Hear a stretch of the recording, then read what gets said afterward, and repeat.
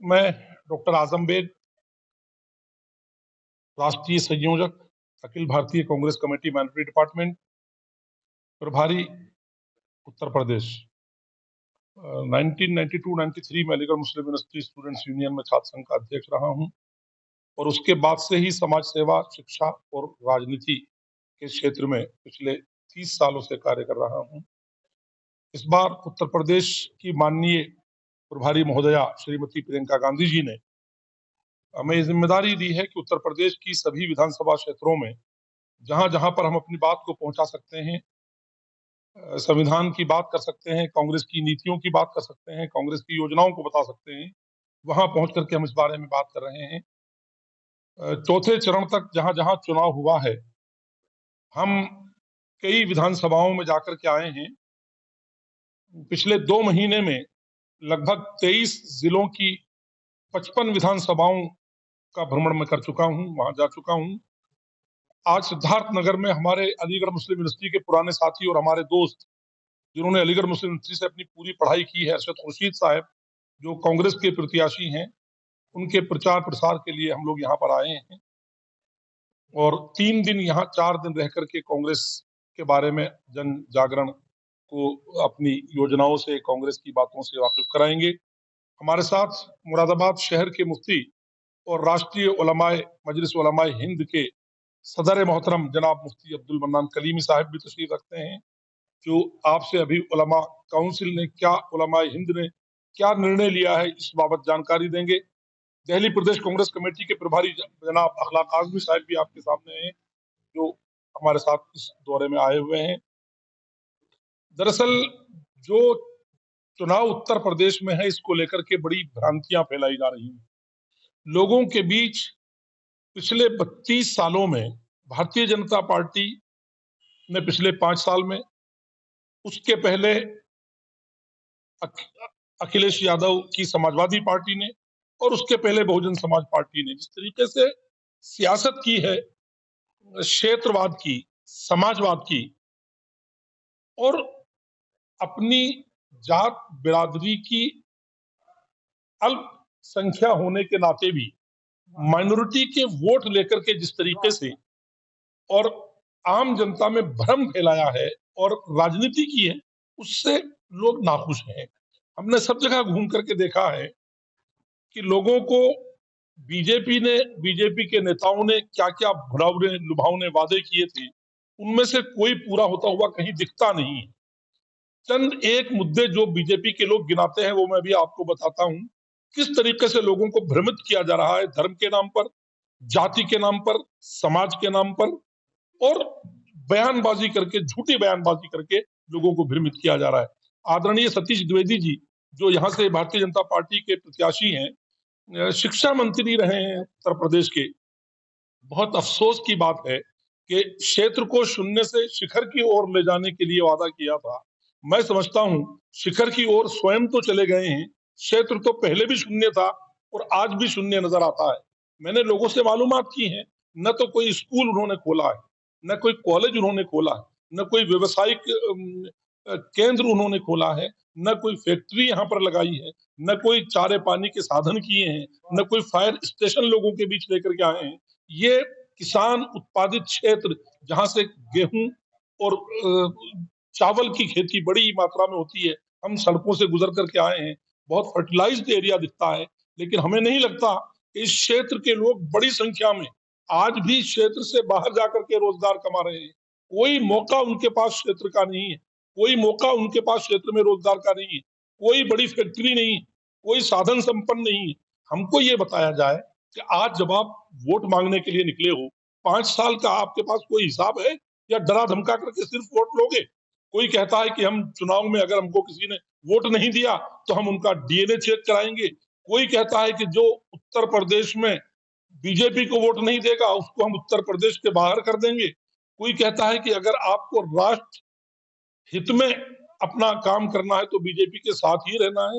राष्ट्र प्रेम के नाम पर बीजेपी जिस तरीके से लोगों को वरगला रही है, मैं समझता हूं कि उन्होंने सिर्फ नफरत का बीज बोया है। पिछले कुछ दिनों पहले मुजफ्फरनगर में जिस तरीके से आदरणीय मुख्यमंत्री महोदय ने अपनी जनसभा में यह बात कही थी कि हम उत्तर प्रदेश में 10 मार्च के बाद लोगों की गर्मी निकाल देंगे, ये भाषा क्या कोई मुख्यमंत्री की हो सकती है?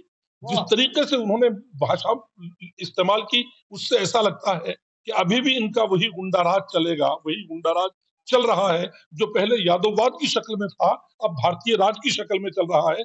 मैं समझता हूँ कि वो सिर्फ कांग्रेस पार्टी है, जो तमाम 36 बिरादरियों को साथ लेकर के चलती है। हर एक को अपना मान-सम्मान देती है, चाहे वो अल्पसंख्यक समाज हो, खत्री समाज हो, मुस्लिम समाज हो, हमारा आपका ये जो कुर्मी समाज हो, ओबीसी हो, अगड़े हो, पिछड़े हो, सबको साथ लेकर के चलने वाली एकमात्र पार्टी इस वक्त पूरे देश में, जिसकी तरफ पूरे हिंदुस्तान का आम जन देख रहा है, वो सिर्फ कांग्रेस है। आपने देखा होगा पिछले दिनों जब एनआरसी और सीए का मुद्दा आया था, अल्पसंख्यकों को हिंदुस्तान से बाहर भेजने और उनके कार्ड मांगने के नाम पर जो मुहिम चली थी, उसमें किस तरीके से आदरणीय प्रियंका गांधी जी ने सिर्फ अग्रणी रोल ही प्ले नहीं किया, बल्कि जिन लोगों ने उसमें कार्य किया था, उनको टिकट देकर के ये प्रमाण दिया कि हम उनके साथ हैं जो मजलूम है। सदफ जाफर इस वक्त लखनऊ के सेंट्रल से चुनाव लड़ रही हैं, वो 15 दिन जेल में रही थी एनआरसी सीएए के लिए। मैं समझता हूँ आपको वो भी याद होना चाहिए कि हाथरस की एक दलित युवती के साथ जिस तरीके से उत्पीड़न करके रातों रात कत्ल कर दिया गया था, और उसके बाद उनको माँ बाप से भी मिलने नहीं दिया गया था, उनका चेहरा नहीं देखने दिया था, और उनको अंतिम संस्कार करके और सुबह को दबाव डाला गया था कि आप कोई रिपोर्ट नहीं लिखवाओगे। उन्नाव में क्या हुआ था वो आप सबको मालूम है। लखीमपुर में जो आपसे थोड़े ही दूर है, किस तरीके से किसानों के ऊपर मंत्री का बेटा अपनी कार से उसको रोज जाता है, किसान मर जाते हैं।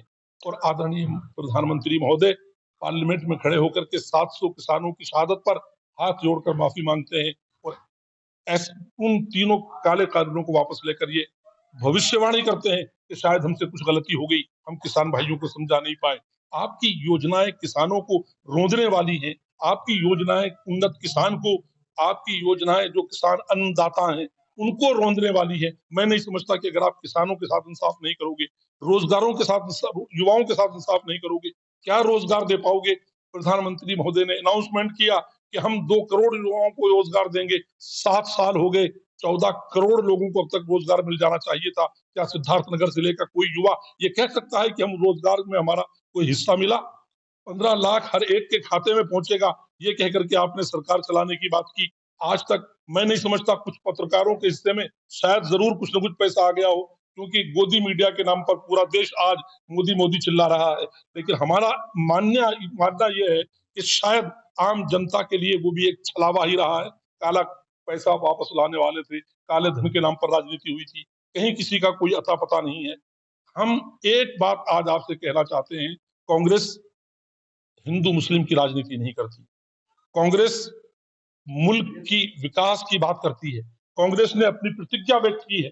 आपने देखा होगा किस तरीके से आदरणीय प्रियंका गांधी जी ने अपनी प्रतिज्ञाओं के माध्यम से आप सबके सामने एक पत्र प्रस्तुत किया है, और ये कहा है कि हम युवाओं के लिए 20 लाख रोजगार लेकर के आएंगे, और अपनी पहली कैबिनेट मीटिंग में ये अनाउंसमेंट करेंगे कि हम युवाओं को बेरोजगार नहीं रहने देंगे।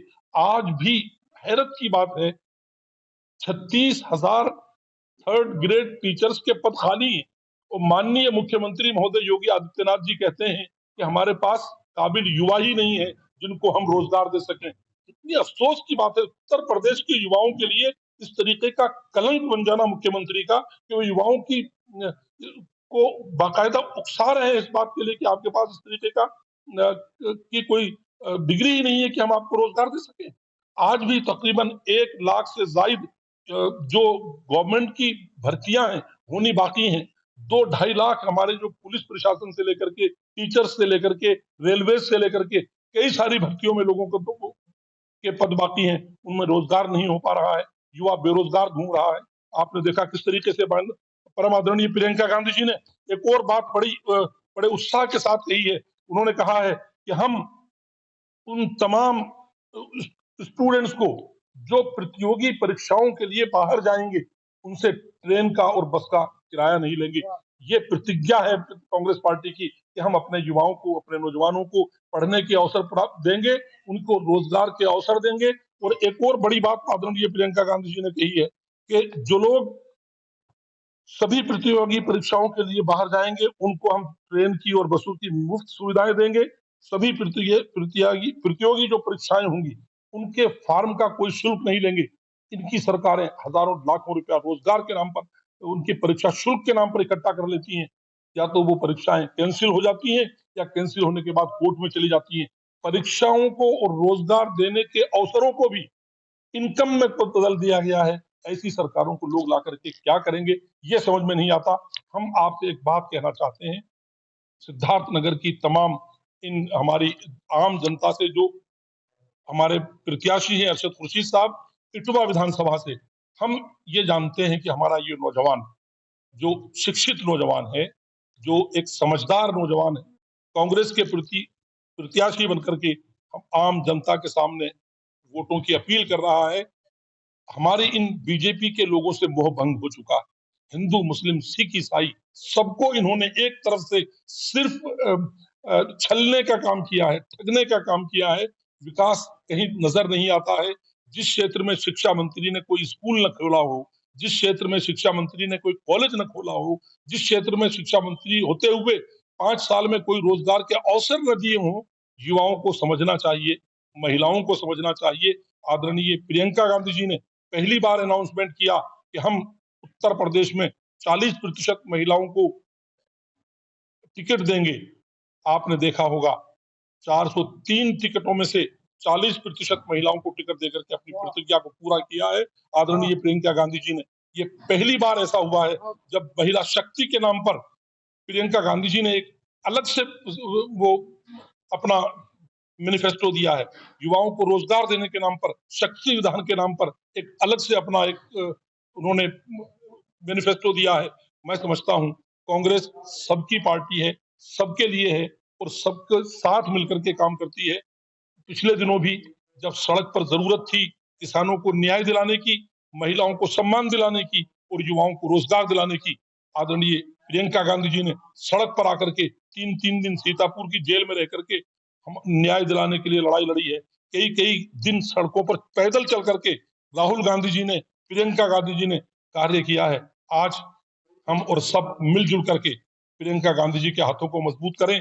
प्रदेश और देश में कांग्रेस की सरकार लाने के लिए एक एक व्यक्ति कांग्रेस को वोट दे। अल्पसंख्यक समुदाय ने उत्तर प्रदेश स्तर पर इस बार ये तय किया है कि हम अपने वोट को बेकार नहीं जाने देंगे। जहां जहां कांग्रेस के प्रत्याशी मजबूती से चुनाव लड़ रहे हैं, कांग्रेस के पक्ष में मतदान करेंगे। और हमारी ये कल्पना है कि उत्तर प्रदेश में भारतीय जनता पार्टी के अलावा जो भी सरकार बनेगी वो कांग्रेस के सहयोग के बगैर नहीं बन सकेगी। हम ऐसा मान करके चलते हैं और हम उम्मीद करते हैं कि सभी लोग मिलजुल करके सभी 36 कौमें इस इटवा विधानसभा में भी आदरणीय अरशद खुर्शीद साहब को बड़ी संख्या में मतदान करके, यहाँ पर छठे चरण में चुनाव है, अभी समय है लोगों को समझने का, जात बिरादरी के नाम पर न जाने का, निर्णयों को अपने हक में करने का, युवाओं को जागरूक होकर के मतदान करने का और कांग्रेस के पक्ष में मतदान करके कांग्रेस की रीति नीतियों पर अपना रुझान बढ़ाने का। एक बात और मैं अंत में आपसे कह देता हूं, ये कांग्रेस ही है जिसने देश की आजादी में बड़ा योगदान देकर के देश को आजाद कराया था। वो मौलाना आजाद ही थे जिन्होंने 1947 में कांग्रेस के अध्यक्ष रहते हुए आम जनता से ये अपील की थी कि हिंदुस्तान का हर वो शहरी जो हिंदुस्तान में रह रहा है उसको यहीं रह करके यहाँ की मस्जिदों की, यहाँ के मकबरों की, यहाँ की दरगाहों की इनकी हिफाजत करनी है। हम यहाँ रहे, उनकी बात मानी और कांग्रेस ने हमें न्याय दिया। फखरुद्दीन अली अहमद और डॉक्टर जाकिर हुसैन कांग्रेस की ही देन थी जो उन्होंने प्रेसिडेंट ऑफ इंडिया बना करके हमारा मान सम्मान रखा था। हिंदुस्तान के अंदर आसाम की अनवरा तैमूर कांग्रेस ने ही मुख्यमंत्री बनाया था और हमारा मान सम्मान रखा था। अब्दुल रहमान अंतोली जी को महाराष्ट्र में मुख्यमंत्री बना करके कांग्रेस ने ही हमारा मान सम्मान रखा था। श्रीनगर में गुलाम नबी आजाद साहब को मुख्यमंत्री बना करके कांग्रेस ने ही हमारा मान बढ़ाया था। इसी के साथ राजस्थान जैसे स्टेट में बरकतुल्ला खान को मुख्यमंत्री बना करके कांग्रेस ने हमारा मान सम्मान बढ़ाया था। इसी के साथ बिहार जैसे स्टेट में अब्दुल गफूर साहब को मुख्यमंत्री बना करके कांग्रेस ने हमारा मान सम्मान बढ़ाया था। और उतना ही नहीं, आज आप चारों तरफ जो एक लीडरशिप देख रहे हैं वो चाहे किदवई साहब की शक्ल में हो, चाहे वो सलमान खुर्शीद की शक्ल में हो, चाहे वो के रहमान खान की शक्ल में हो, चाहे वो गुलाम नबी आजाद साहब की शक्ल में हो, चाहे वो अहमद पटेल साहब की शक्ल में हो। मुल्क के जिस कोने में भी देख लीजिए, बड़े बड़े कदावर लीडर कांग्रेस ने हमको दिए हैं। ये एक उत्तर प्रदेश एक ऐसा स्टेट है जहां पर समाजवाद की राजनीति ने 4-4, 5-5% के हमारे यादव समाज ने अपने लीडर पैदा करके लोगों को मुख्यमंत्री बना दिया। और हम जब उनके पास जाकर के कहते हैं, क्या हमारा युवा, अगर मुख्यमंत्री अखिलेश यादव का लड़का 100 रुपए की बोतल का पानी पिएगा, तो क्या हम ये भी कहने के अधिकारी नहीं है कि 6% के आप होकर के मुख्यमंत्री बनने जा रहे हो, और हम 22% होकर के 20 रुपए की एक बोतल का पानी भी पीने के लायक नहीं है? वही गंदा पानी जो सड़क पर बहता है, हम आज भी पीने के लिए मजबूर हैं। हमारी इस इटवा विधानसभा के तमाम लोग बताएं, कौन है जो ये कह सकता हो कि यहाँ पर भारतीय जनता पार्टी ने पिछले 5 सालों में और पिछले 25 सालों में सपाया बसपा ने कोई अच्छा कार्य किया हो? नफरत की राजनीति, समाज को नीचे गिराने और समाज को ऊपर उठाने की राजनीति, मैं समझता हूं अब युवा इस चीज को समझ चुका है। छठे चरण के चुनाव में उत्तर प्रदेश की इटवा विधानसभा में अरशद खुर्शीद भारी बहुमत से जीतेंगे, और हमारा ये मानना है कि जब सरकार कोई बनेगी तो हमारे सहयोग से बनने के तौर पर आपका ये नौजवान लड़का शिक्षित आपके इस क्षेत्र में मंत्री बनकर के आएगा, और युवाओं को रोजगार देने के नाम पर पक्की आवाज बनेगा, और अच्छी तरीके से जीत करके हम और आप मिलजुल करके इस युवा को विधानसभा में पहुंचाएंगे। हम ये बात करने के लिए और आवाम से जुड़ने के लिए आपके बीच पहुंचे हैं, और हम उम्मीद करते हैं कि लोग हमारी इन बातों को समझने की कोशिश करेंगे। मैं अनुरोध करूंगा हमारे बीच मुरादाबाद से तशरीफ लाए मजलिस उलमा हिंद के राष्ट्रीय अध्यक्ष आली जनाब मुफ्ती अब्दुल मन्नान कलीमी साहब, जो मुरादाबाद शहर के मुफ्ती भी हैं, आपसे 2 शब्द कह करके और उलमा हिंद ने क्या फैसला किया है इस बारे में आपको बताएंगे, और आपको तफसील से बताएंगे कि कांग्रेस पार्टी मुस्लिम समुदाय के लिए क्या करती रही है। जय भारत, जय हिंद, थैंक यू।